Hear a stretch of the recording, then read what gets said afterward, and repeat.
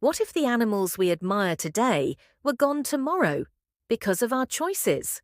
5 endangered creatures, each on the brink of extinction, are ready to share their heart-wrenching stories. From the depths of the ocean to the mountaintops, their homes are disappearing, their families are dwindling, and time is running out. Their message is simple: will we act before it's too late? Their survival depends on us. Once upon a time in a magical forest where creatures spoke and cracked jokes like humans, 5 animals met at a summit. This wasn't just any meeting, it was the Endangered Animals Anonymous group. They called it EAA for short. Each of them had a story to tell about how they got into this mess. And let's just say, their tales were as wild as they were eye-opening. First up was Skye, the Blue-Tongued Skink. She slithered up to the podium with her signature bright blue tongue on display.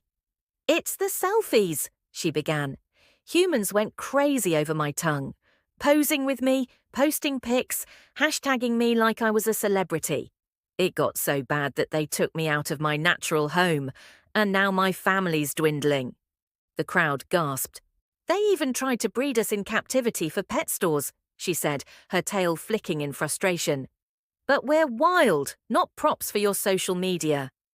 The moral of Skye's story: leave animals in the wild where they belong. Don't chase clout at the cost of their lives.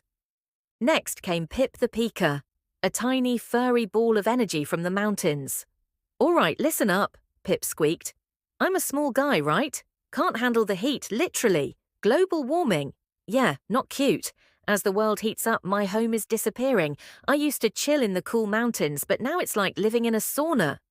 The animals nodded. "So, what happened?" Pip puffed up his chest. "Well, I had to move higher and higher up the mountain, and soon I won't have anywhere to go. That's how we became endangered. Climate change shrunk our habitat." His final word of wisdom: stop burning fossil fuels and plant more trees. Give a pika a break. Coco the Kookaburra was next, flapping her way to the mic. "You know how humans love to build cities, right? Well, they've built so many, I lost my favorite trees. They chopped them down for more houses, malls, and parking lots." Coco paused dramatically, letting out her famous laugh that now had a hint of irony. "They've turned my home into concrete jungles, and without those trees, my kookaburra cousins are disappearing faster than morning coffee." "The solution," Coco said: replant trees, protect natural spaces, and maybe stop building another fast food chain, yeah?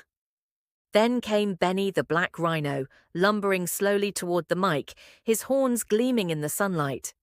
"They took my horn," he said in a deep, solemn voice.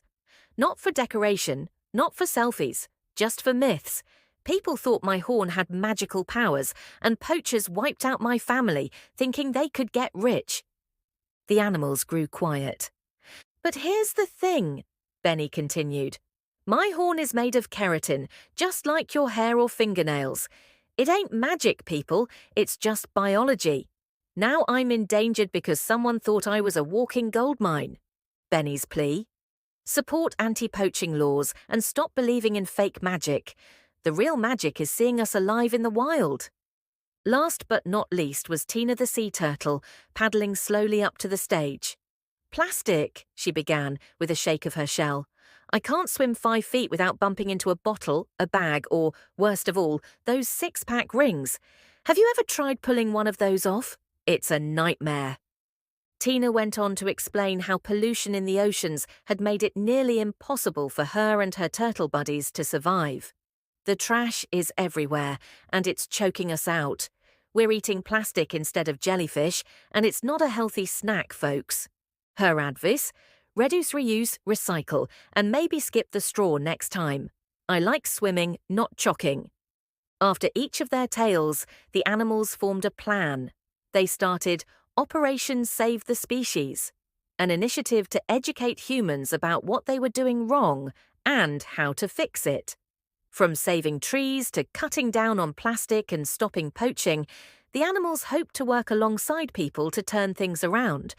And surprisingly, humans began to listen. Schools adopted programs to teach kids about endangered species. People stopped taking selfies with wild animals and planted more trees. Cities created recycling programs to stop plastic waste from ending up in the ocean, and governments started enforcing stricter poaching laws. Slowly but surely, the forests, mountains, and oceans began to thrive again. Skye, Pip, Coco, Benny, and Tina all saw their numbers rise, and their homes, once in danger, started to flourish. As for the moral of the story, it's not too late. Every little bit counts. Whether it's protecting a skink's selfie moment, saving Pip from the heat, or keeping plastic out of Tina's ocean, humans can make a big difference. And in the end, it's all about living in harmony with the creatures who share our planet. So, next time you think about that plastic bottle, that poaching myth, or that unnecessary selfie with wildlife, remember, it's not just about us, it's about them too.